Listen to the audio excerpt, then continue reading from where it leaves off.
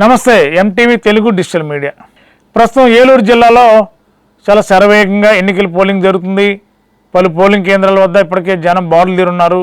ప్రస్తుతం ఏలూరు జిల్లాలో జరుగుతున్న పోలింగ్ శాతం, పోలింగ్ సరళి ఎలా ఉందో చూద్దాం. మనం ప్రస్తుతం ఏలూరు పార్లమెంట్ పరిధిలో 7 అసెంబ్లీ స్థానాల్లో నియోజకవర్గాల వారీగా పోలింగ్ పర్సెంటేజ్ ఎంత ఉందో చూద్దాం. అప్పుడు చింతలపూడి ఈరోజు ఉదయం 11 గంటల వరకు ఏలూరు పార్లమెంటు 7 నియోజకవర్గాల్లో పోలింగ్ సరళి మీద మీకు వివరాలు అందిస్తున్నాం.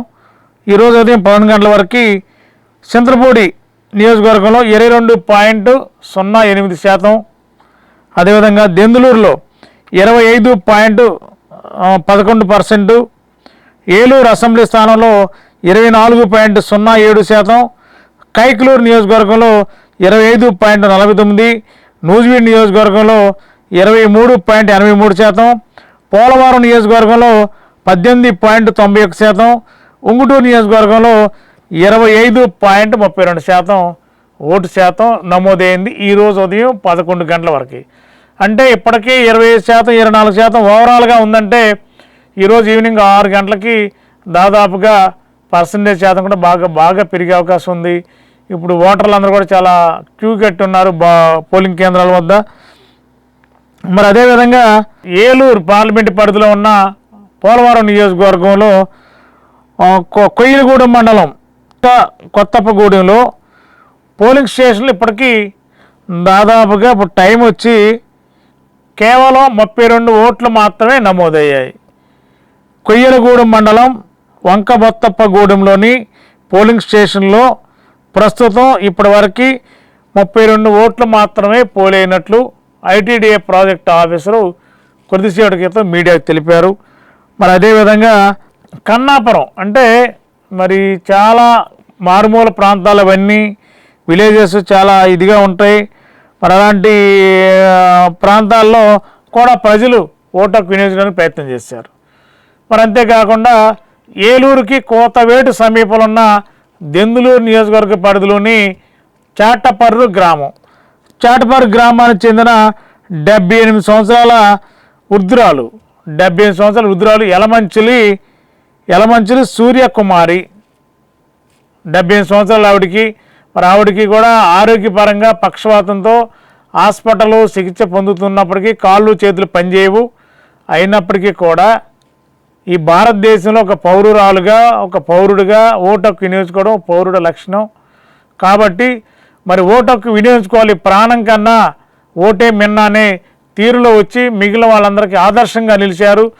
78 సంవత్సరాల పక్షవాతంతో బాధపడుతూ హాస్పిటల్లో చికిత్స పొందిన ఈ యొక్క సూర్యకుమారి ఈరోజు ఉదయం పోలింగ్ కేంద్రానికి 156వ పోలింగ్ కేంద్రానికి వచ్చి చాటపర్రు గ్రామంలో మరి అక్కడే ఆ యొక్క ఏమైతే హాస్పిటల్ సంబంధించిన హెల్త్ పరంగా ఇబ్బంది ఉందో అయినప్పటికీ కూడా ఒక ట్రాలీ మీద, హాస్పిటల్ ట్రాలీ మీద తీసుకొచ్చి ఆవిడ ఓటు హక్కు వినియోగించుకుందంటే ఒక విధంగా ఆశ్చర్యమైన సంఘటన ఇది.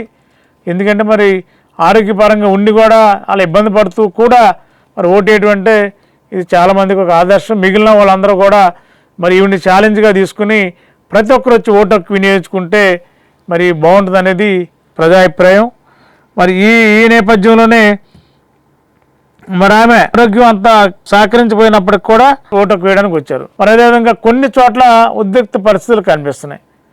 ఉంగుటూరు నియోజకవర్గం పరిధిలోని భీమడోల మండలం కోడూరుపాడులో మరి ఉంగుటూరు వైఎస్ఆర్సీపీ అభ్యర్థి పుప్పాల వాసుబాబు గారి సోదరుడు మరి ఆ గ్రామాల గుండా ప్రచార సరళి చూస్తూ వెళుతున్న సందర్భంలో మరి ఆ గ్రామంలో మరి కొంతమంది జనసేన కార్యకర్తలు భీమడోల మండలం కోడూరుపాడు గ్రామాల ప్రాంతంలో జనసేన పార్టీ కార్యకర్తలు మరి ఉంగుటూరు ఎమ్మెల్యే వాసుబాబు గారి యొక్క సోదరుడు కారు పైన రాళ్లతో దాడి చేసిన సంఘటనలు, మరి గ్లాస్ అద్దాలు కూడా కొన్ని పగిలిపోయి ఉన్నాయి. మరి ఈ విధంగా దాడి చేయటాలు రాజకీయ పార్టీలు కరెక్ట్ కాదు. ప్రశాంత వాతావరణంగా ఎన్నికలు జరుగుతున్న తరుణంలో రాజకీయ పార్టీలు కొంత ఉద్రిక్తలకి లోనవడం కొంత అయినప్పటికీ కూడా ఉద్రిక్త అంటే రాజకీయ పార్టీలో ప్రభావం అంటే ఓటర్ల ప్రభావం చూసి కొంత ఆందోళనకు గురవచ్చేమో, కానీ దాడులకు మాత్రం తెగబడటం కరెక్ట్ కాదు.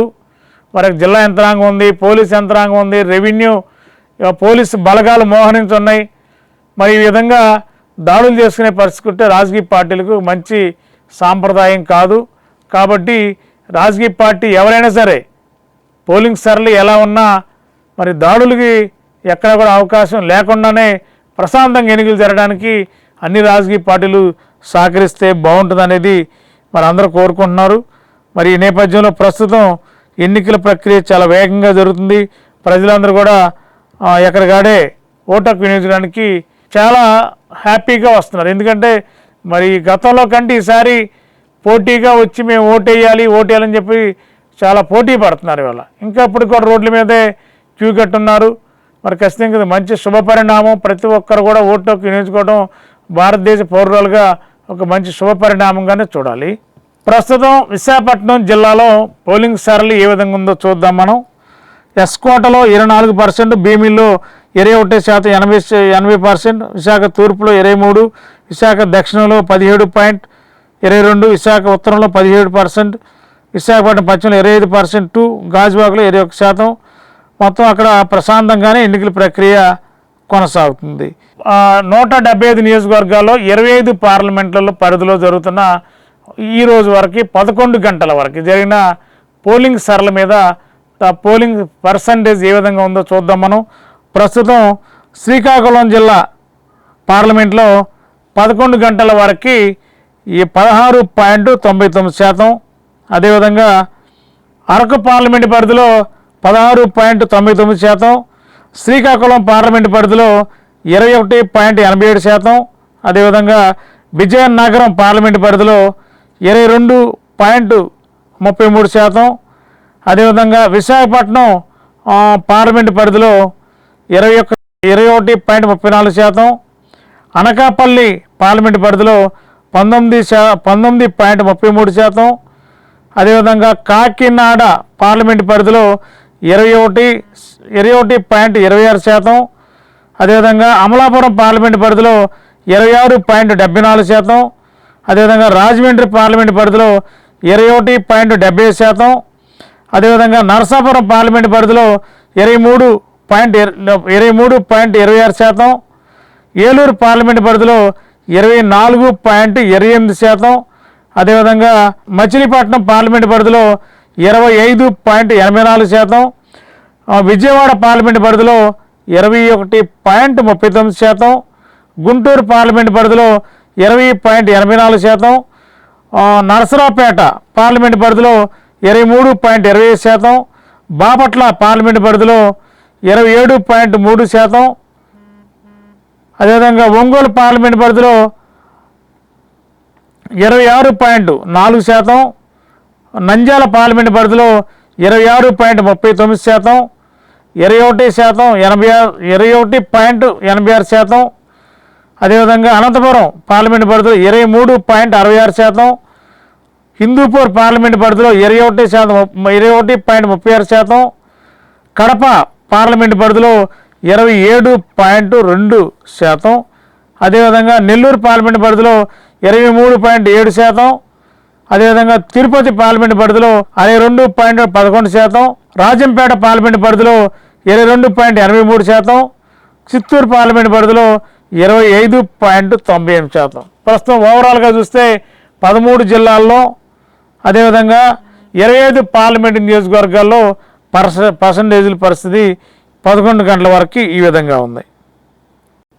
ఎప్పటికప్పుడే మీకు ఎంటీవీ తెలుగు డిజిటల్ మీడియా క్షణం రాష్ట్ర వ్యాప్తంగా 175 నియోజకవర్గాలు ఏం జరుగుతుంది, పర్సంటేజ్ ఎలా ఉంది, ఓటు ప్రజలు అక్కడ పోలింగ్ కేంద్రాల్లో ఎలాంటి పరిస్థితులు ఉంటున్నాయి, ప్రజలు ఏ విధంగా క్యూ కట్టి నిలబడుతున్నారు, లేదంటే ఎక్కడైనా ఘర్షణ వాతావరణం జరుగుతున్నాయా, రాష్ట్రంలో ఎక్కడ ఏం జరుగుతున్నది క్షణం కనువిప్పగలిగేలా మీకు ఎంటీవీ తెలుగు డిజిటల్ మీడియా ఎప్పటికప్పుడే అప్డేటు మీకు అందించబోతుంది.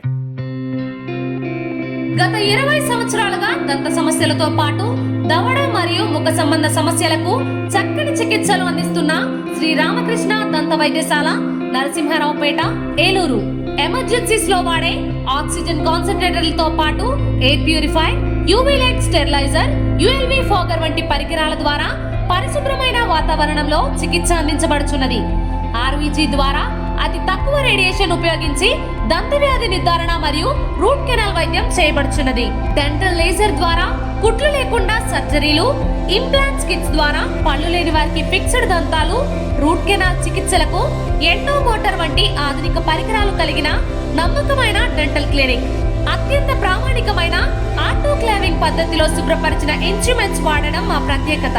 దంత సమస్యలకు చికిత్సతో పాటు విరిగిన దవడ మరియు ముఖ ఎముకలకు చికిత్స, ఎత్తు మరియు వంకర దవడలకు కాస్మెటిక్ సర్జరీ, యాక్సిలోఫేషియల్ వంటి చికిత్సలకు చిరునామా శ్రీ రామకృష్ణ దంత వైద్యశాల, వేములపల్లి రెసిడెన్సీ అపార్ట్మెంట్,